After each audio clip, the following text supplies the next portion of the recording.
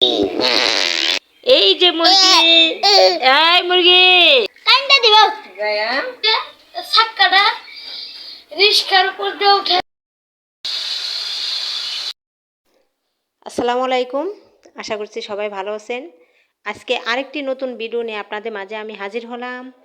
আশা করছি সবাই পুরো ভিডিওটা দেখে আসবেন, আর ভালো লাগলে লাইক কমেন্ট শেয়ার করবেন। তো সবাই আমার পাশে থাকবেন। আর আজকে আমরা নদীর পাড়ে যাব, আর নদীর পাড়ে যে কি করি কি আনি সম্পূর্ণ ভিডিও দেখতে হলে পাশে থাকবেন। ভাইয়া তুমি গাড়ি চালাও, তো গাড়ি চালাও।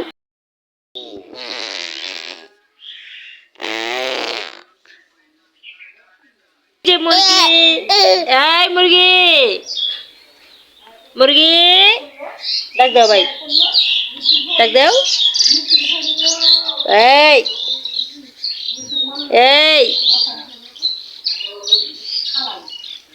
এই এই যে ডাক দাও, ডাক দাও, ডাক দাও, ডাক দাও। কোথায় গেল মুরগি? নদীর পানি,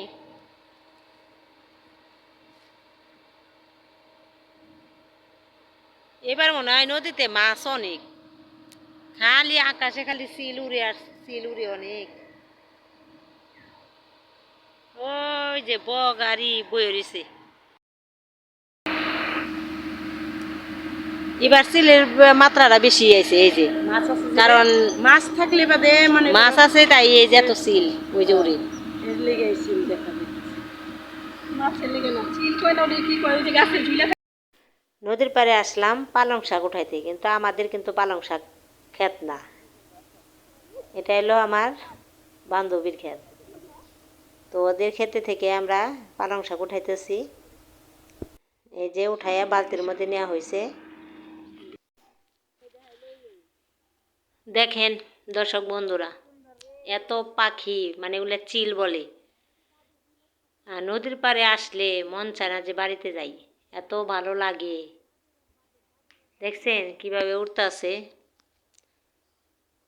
মনটা এমনি জোড়ায় যায়। দেখেন এই যে ভাগ ভাগ করে অনেক কিছু বুনছে, এক সাইডে টমেটো, পেঁয়াজ, মূলা, আবার মিষ্টি কুমড়া। দেখছেন ভালোই লাগে দেখতে।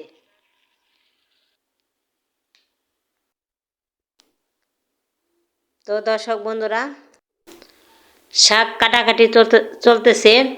আর এই শাক, এটা পালং শাক, আমি কিভাবে রান্না করি তার জন্য আছে বাটা মাছ, আর এখানে কাইটা রাখছি আলু, আর এখানে আছে পালং শাক। তো আজকে এগুলা দিয়ে আমি রান্না করব। চলেন দেখি বন্ধুরা তরকারি কি অবস্থা। তো প্রায় হয়ে গেছে, আর একটু বাকি আছে।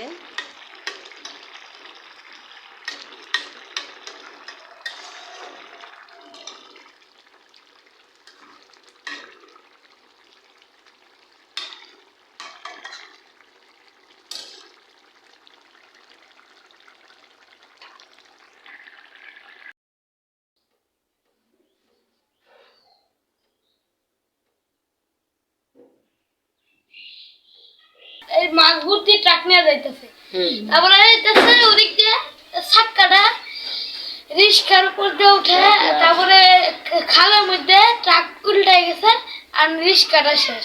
আর একটা রিস্কা দিয়ে নিয়ে যাইতেছে। আর রিক্সা ড্রাইভার, রিস্কা ড্রাইভার হসপিটালে হসপিটালে।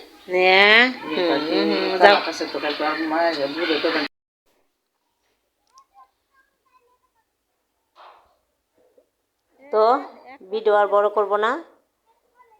আজকের ভিডিও কেমন হলো কমেন্টে সবাই জানাবেন, আর ভুল হলে ক্ষমা দৃষ্টিতে দেখবেন। সবাই ভালো থাকবেন, সুস্থ থাকবেন, আর আমাদের জন্য দোয়া করবেন, বিশেষ করে আমার এই দাদু ভাইটার জন্য।